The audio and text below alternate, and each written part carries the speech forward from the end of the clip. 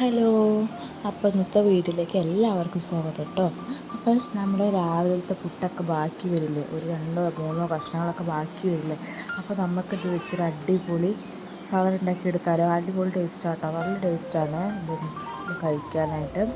അപ്പോൾ നമുക്കിത് ഉണ്ടാക്കിയെടുത്താലോ. അതിനായിട്ട് നമ്മൾ ഈ പുട്ടൊന്ന് പൊടിച്ച് വെക്കണം കേട്ടോ. ആദ്യം പൊടിച്ച് വെച്ചിട്ട് നമ്മളൊരു ചീനച്ചട്ടി അടുപ്പത്ത് വയ്ക്കുക.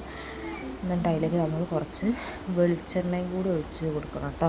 വെളിച്ചെണ്ണ ഒഴിച്ച് കൊടുത്തിട്ട് വെളിച്ചെണ്ണ ഒന്ന് ചൂടായതിനു ശേഷം നമ്മുടെ കടുകും അതേപോലെ നമ്മുടെ വറ്റൽമുളകും കറിവേപ്പിൻ്റെ ഇലയും കൂടി അതിലേക്ക് ഇട്ട് കൊടുത്ത് ഒന്നായൊന്ന് മൂപ്പിച്ചെടുക്കുക കേട്ടോ.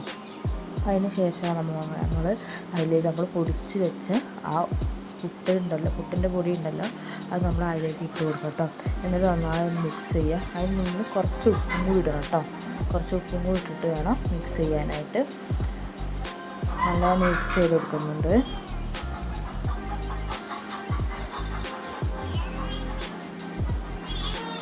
നല്ല ടേസ്റ്റ് ആട്ടോ. അങ്ങനെ ഒന്ന് ഉണ്ടാക്കി കൊടുക്കുമ്പോൾ ഇത്രയേ ഉള്ളൂ, വേറെ പ്രത്യേകിച്ച് പണികളൊന്നുമില്ല. അപ്പോൾ ഒന്ന് കഴിച്ച് നോക്കണം കേട്ടോ. ഇങ്ങനെ കഴിച്ച് നോക്കിയിട്ട് എൻ്റെ കമൻറ്റ് ബോക്സിൽ ഒന്ന് എങ്ങനെയുണ്ടെന്നൊന്ന് കമൻറ്റ് ചെയ്യണം കേട്ടോ.